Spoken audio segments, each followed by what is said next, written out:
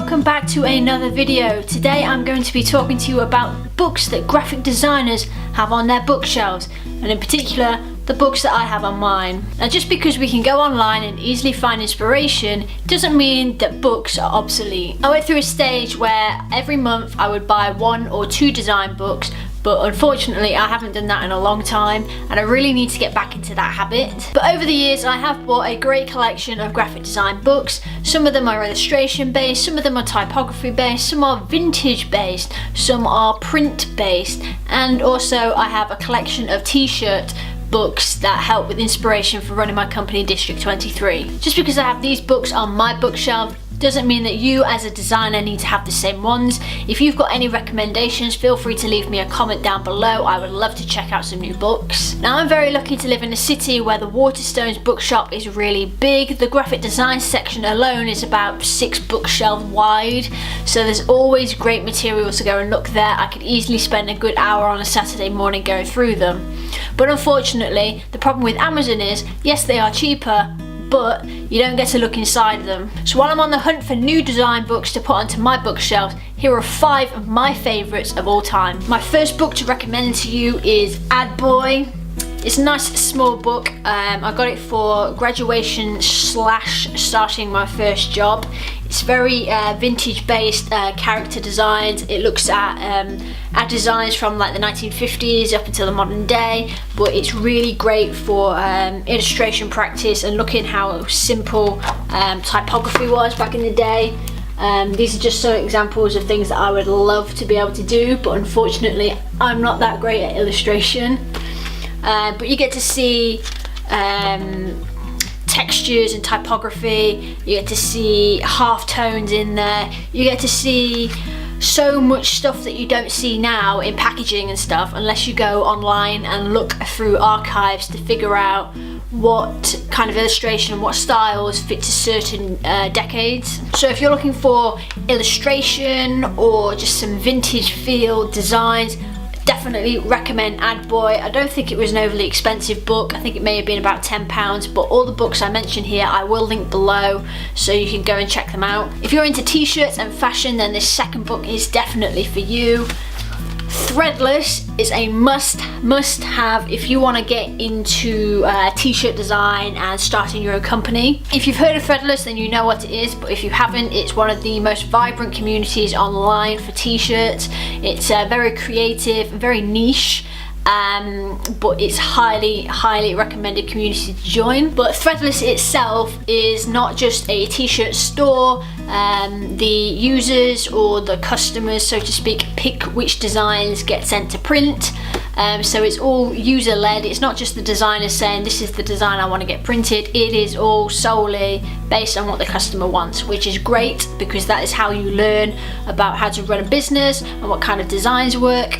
And Threadless, the book itself, is actually very detailed in how some companies started up on Threadless, how their companies have expanded. It even gives you little insights into sketching processes and just looking really at how companies have evolved and how t-shirt designs have evolved over the year.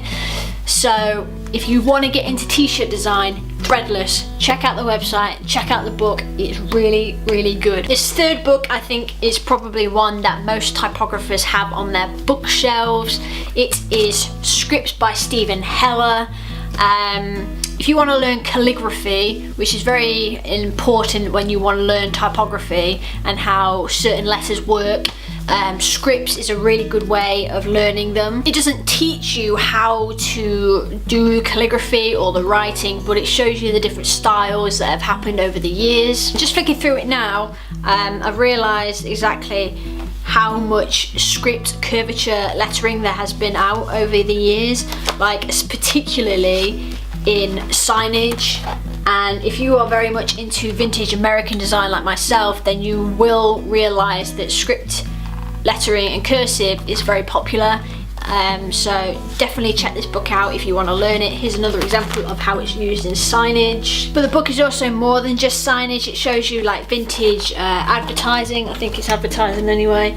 But again, there's lots of cursive lettering, And again, you can see halftone patterns and just the way that the lettering bleeds into the paper. It's beautiful, absolutely beautiful. So if you want to get into script writing and some calligraphy and learning some history of typography, definitely check out Scripts by Stephen Heller. Book number 4 out of 5 may not be for everybody, but it is definitely relevant to my work and my research, and that is People of Print. It's quite a hefty book actually, but it's I love it. I really do.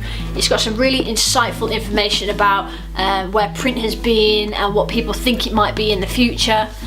So definitely check this one out. And it's not just about magazines and newspapers, which are my specialty, but it's actually about posters and all sorts of different art prints and the way and the techniques that people are printing.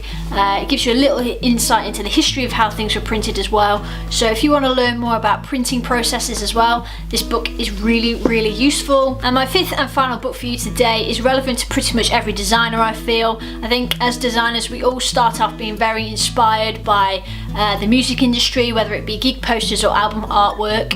So if that's where you are starting in your career, or you're already heavily influenced and working in events and gig posters, then this book is definitely for you. I cannot recommend Gig Posters enough. There are 2 versions of this. This is volume 1. I also have volume 2. What I really love about this book in particular, other than its absolutely humongous size and that it doesn't fit on a bookshelf properly, which is incredibly annoying, but each poster in here actually has perforations down the side of it. So if you wanted to cut them out, or well, rip them out so to speak, you could easily frame them, which is really nice because I think getting the originals would actually be quite expensive. But what's also really good is you get to see a variety of designers that even I have never actually heard of. I don't know how many pages this is, but it's like 100 if not 200 pages worth of designers' work and posters. Each page has a specific designer featured in it, and it shows about 6 posters of theirs, and then the next page is a bigger poster. So you get to see how gig posters have evolved over the years. A few months ago I did a blog post on gig posters in the punk era, which I will link down below for you to check out. And I really love that era. I like the way that everything was kind of like a photocopy and on neon and really brightly coloured paper. But this is completely different. This is more like gig posters in the modern era, where illustration is very heavy. There's a lot of typography. There's just so many different effects. I mean, look at this. That's amazing. Like, that's really eye-catching. Like, who wouldn't want to go to a gig that looks a little bit psychedelic like that? So if you want to get into gig posters, or if you're just inspired by them, then I cannot recommend Gig Posters enough. Volume 1, Volume 2 is just as good. So definitely check them out. So there you have it. That was 5 graphic design books on my bookshelf at the minute. If you like this video, make sure to give it a thumbs up, and don't forget to hit the subscribe button. If you've got any recommendations as to what I should get next, then leave a comment below. Now this video may only be part 1. I may make a part 2, a part 3, and if I'm feeling crazy I may make a part 4. Graphic designers, we have a lot of inspiration, and our bookshelves are probably very chock-a-block with different design books and resources. So these were just 5 that I currently really like and use on a daily basis. As you can probably see behind me over there, there are some vintage comic books that I have on my bookshelf, which I think are also very inspirational. It doesn't necessarily have to be in book form, but anything creative I like to have on my bookshelf. So if you would like to see a part 2 to this video, leave me a comment below, but until then I will see you next time with another video. Goodbye!